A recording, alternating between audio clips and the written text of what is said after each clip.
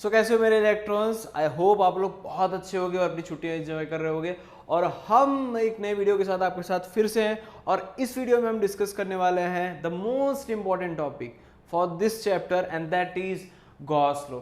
इससे रिलेटेड हम इसके एप्लीकेशंस भी पढ़ेंगे। पहले धीरे धीरे हमें समझना है कि एक्चुअली गॉस लॉ एक्चुअली में है क्या, क्योंकि हमारे जो टर्म्स है वो पूरे सिलेबस में क्या है मेंशन्ड है कि क्या है गॉस लॉ, उसके एप्लीकेशंस क्या। कई बार बहुत सारे क्वेश्चंस जो बनते हैं वो गॉस लॉ के ऊपर से बनते हैं। तो so cracking the Gauss law is the easiest way to watch this video and that will be helpful throughout the journey of your 12th और whatever the exam you are following for the physics. Okay, अब जैसे कि हमारे पास Gauss law का statement है कि जो भी फ्लक्स होगा, ठीक है, कोई भी एक सरफेस हो सकता है, कोई भी सरफेस के साथ जो भी फ्लक्स होगा उस टोटल सरफेस में जो चार्ज है उसके डायरेक्टली क्या होगा, प्रोपोर्शनल होगा।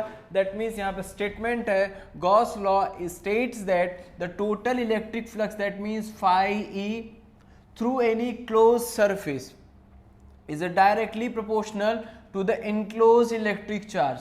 Enclosed electric charge, that means phi E is directly proportional to Q. ये बोल सकते हैं हम। और हमारी जो बुक एनसीईआरटी की बुक उसमें कुछ इस तरीके का डेफिनेशन मेंशन्ड है।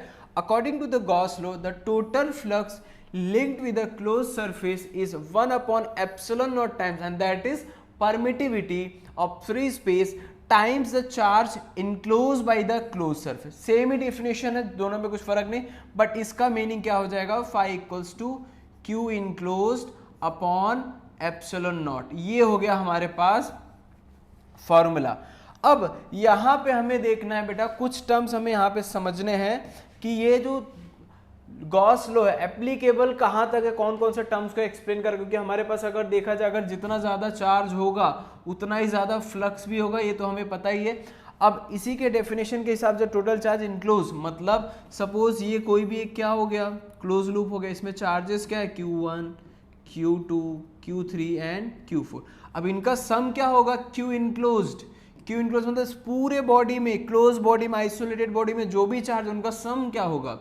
सो Q1 plus Q2 plus Q3 plus Q4, ये Q इनक्लोज बता रहा है कि मतलब पूरे बॉडी में जो चार्ज है Q इनक्लोज के क्या होगा, बराबर होगा। एप्सिलॉन नोट क्या है अपने पास, परमिटिविटी ऑफ फ्री स्पेस, उसकी वैल्यू हमें रटी रटाई है, याद ही है 8.85 into 10 to the power -12 coulomb square पर न्यूटन मीटर स्क्वायर।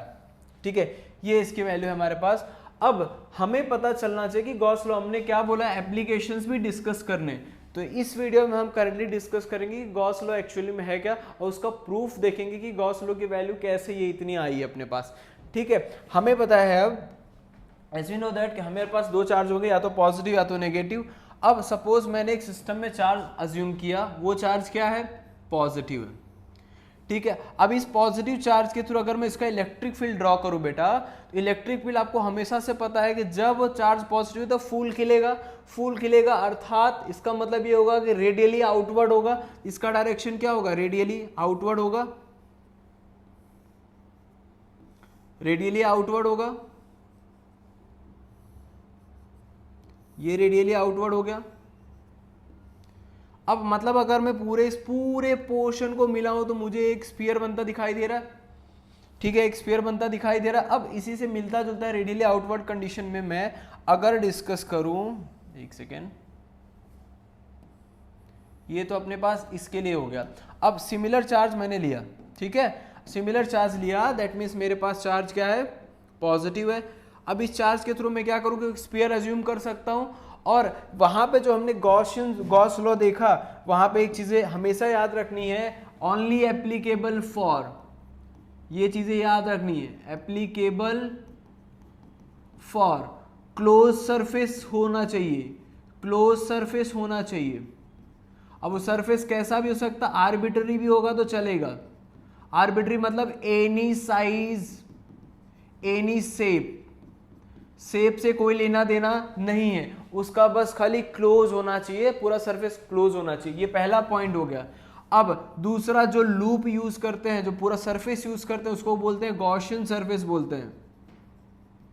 ये होता है गॉसियन सरफेस। जो सरफेस यूज किया गया, मैं लिख देता हूं, जो सरफेस यूज्ड है उसे बोलेंगे हम गॉसियन सरफेस। ठीक है, ये इतना टर्म अपने पास हो गया। इतने टर्म्स के बेस पे हमें आगे टर्म्स को क्या करना है, डिस्कस करना। अब ये चार्ज पॉजिटिव है तो मैं इसके थ्रू यहाँ पे एक सर्कल ड्रॉ करता हूँ जो कि मुझे क्या बताएगा, मेरा गॉसियन सरफेस बताएगा। ठीक है, ये गॉसियन सरफेस बता रहा है। अब इस पॉइंट पे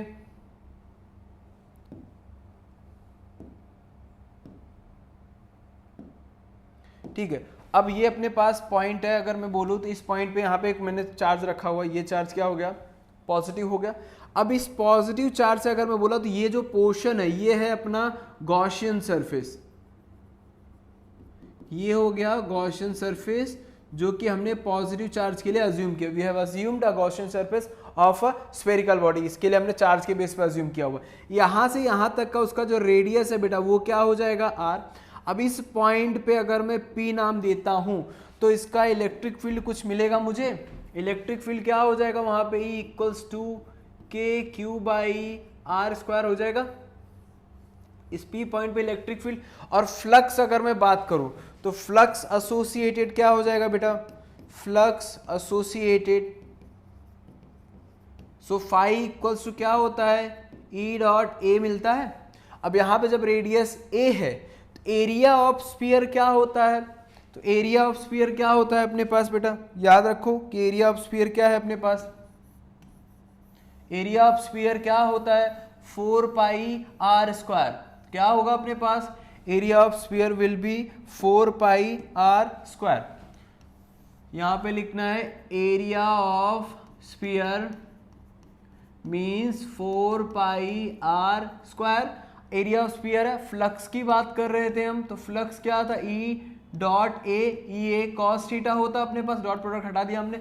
अब हमें पता है कि जो फील्ड लाइंस है वो हमेशा सरफेस के क्या होती है, परपेंडिकुलर होती है, सरफेस से परपेंडिकुलर होती है जैसे कि हमने डिस्कस किया। लेकिन यहाँ पे क्या है अपना जो सेम उसी वे में जा रहे हैं, मतलब इलेक्ट्रिक फील्ड और एरिया वेक्टर दोनों एक दूसरे के क्या है, N और E क्या हो गए, एक दूसरे के पैरेलल हो गए। तो एंगल कितना बन जाएगा अपने यहाँ पे, तो cos 0 इक्वल्स टू क्या होता है 1।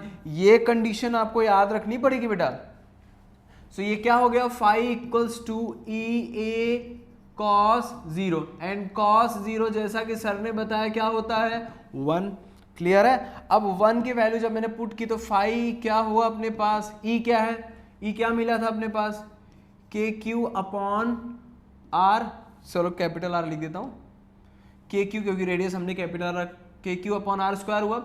अब एरिया क्या है अपने पास इसका 4πr²। अब R² से R² cancel, phi equals to क्या बचा अपने पास KQ 4π इतना बचा। और K की वैल्यू हमें पता है क्या होता है 1/4πε0 हुआ। सो फाई इक्वल्स टू हो जाएगा Q इंटू 4π/4πε0, 4π से 4π कैंसल आउट। सो फाई की वैल्यू क्या मिली मुझे Q/ε0 मिली। मतलब जो हमारा गॉस लॉ है उसका जो प्रूफ है बिल्कुल क्या है, सही है। तो यहाँ पे अगर मैं दोनों की डायरेक्शन की बात करूं, अगर मैं सिंपल सा पोर्शन अगर इसको और एक्सटेंड करूं तो ये पोर्शन कुछ इस तरीके से बनाएगा, ये पोर्शन कुछ इस तरीके से बनेगा बेटा। ये पोर्शन से कुछ इस तरीके से इलेक्ट्रिक फील्ड निकलेगी, एरिया वेक्टर का भी डायरेक्शन क्या होगा, सेम होगा। तो इनके बीच का एंगल कितना हो गया 0 डिग्री हुआ, जो कि यहाँ पे मैंने पहले ही मेंशन किया।